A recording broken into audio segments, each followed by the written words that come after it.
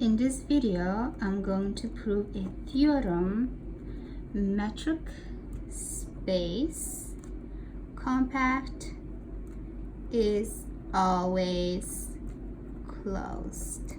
So K is a subset of X is compact, which implies K is closed in X. So let's draw a picture. It's very helpful to help our intuition.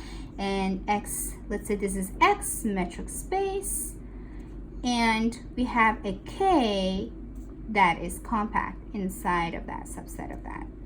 So the goal is to prove that K is closed. So what is the definition of being closed? If K contains all of its limit points, then that means K is closed. Let's say if you can pick a point in X but not in K, and if you can prove that P can't be a limit point,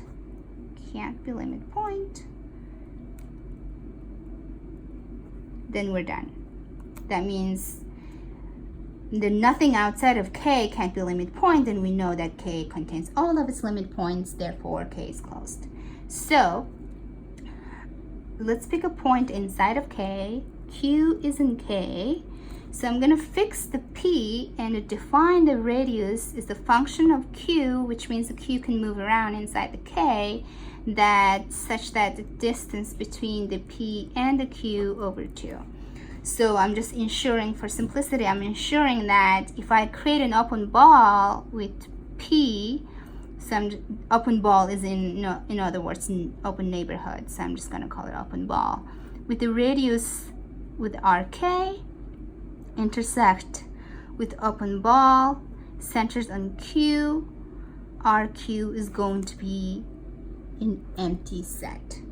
So that's how I design the radius like that. For example, like a distance, something like that. We create an open ball around here, open ball around here, and we know that these two open ball want intersection is empty set.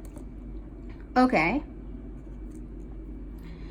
So now K is compact. So what we know about compactness is the definition. So it's always very important to know all the definition of these fancy words.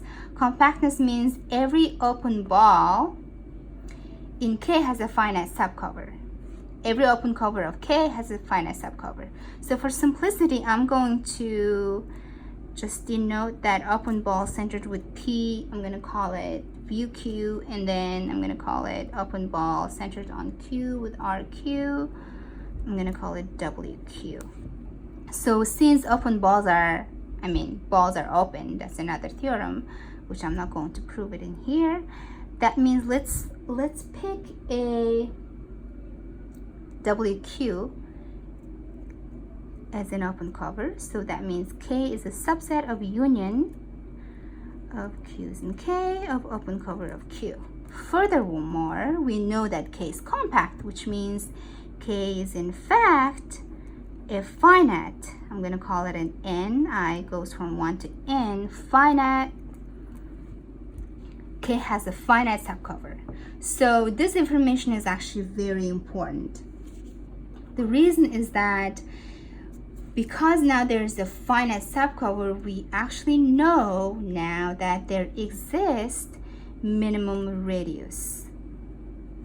I'm going to denote it with just R is a minimum of RQ1, RQ2, and RQK. So there exists minimum. Let's say if Q is like somewhere around here, and if you can create a ball around it, and that will be a minimum. So all the neighborhood centered around P, intersection of neighborhood centered around P, going to be now the ball intersected with P, R. R is the minimum, remember? So all the intersection is actually going to be equal to that.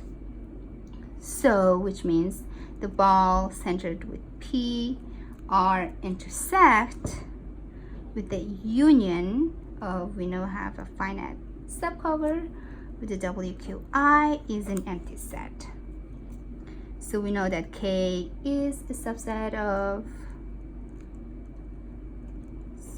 that, which means that ball PR intersect with K is empty set. So what does that mean? For K set and then ball centered with PR is empty set. That exactly a contradiction of the definition of limit point of P. That means P is not a limit point, and which implies K is closed. And we're done.